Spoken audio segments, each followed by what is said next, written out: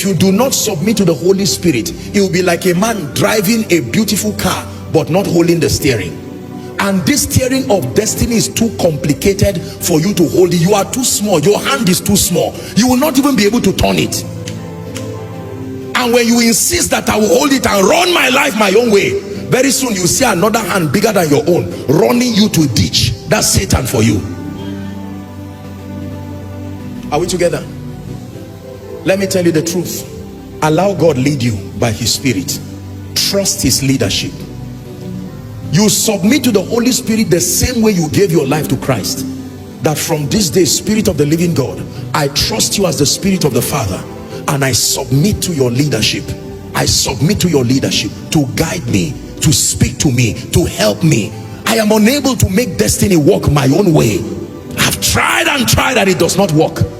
You are the Spirit that guided Jesus to completion of his assignment. Even Jesus himself needed to be guided by that same Spirit. The Spirit of God is an ancient spirit. He has worked with many men. You are not the first. When you invite him into your life, don't you think the Holy Spirit just comes uninvited and says, hold my hands, Jared? No, it doesn't work that way. That's a demon spirit.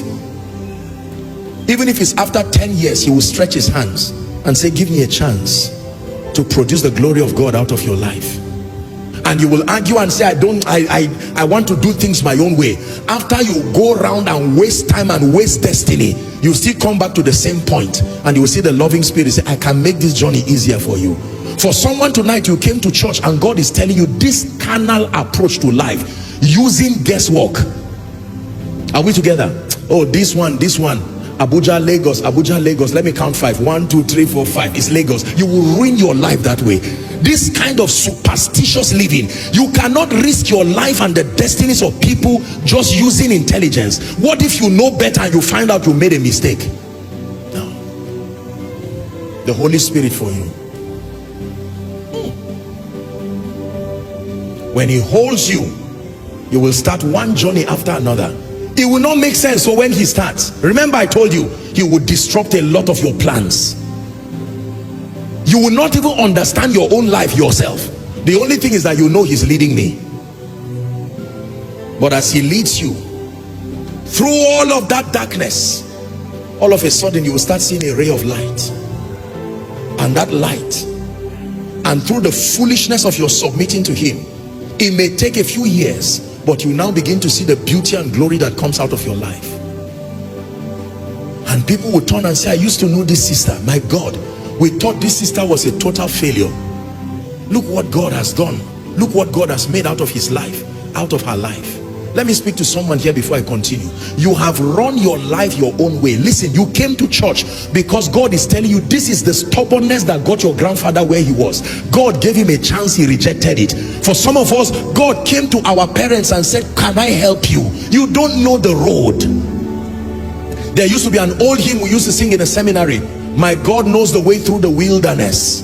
He says, all I have to do is to follow. That you hold his hands and say, Spirit of God, the world is too wicked, too complicated, too deceptive. I don't even know who is sincere and who is not, but I can trust you. I can trust you. Honestly, I want you to believe that the Holy Spirit is a master at navigating destiny. He knows the mountains. He knows the valleys. You see, because in this journey of destiny, you can be looking at a hole and not know it is a hole. It's only when your eyes tells you it's a hole, and you will see beautiful lush gardens and quickly get there and find yourself in a hole that if you are not careful you may never come out of.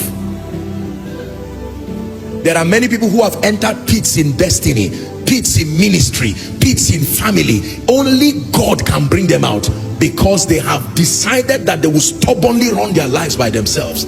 God is speaking to someone. Trust God with your life. You have trusted people and things of lesser value. You carried your whole life and gave them.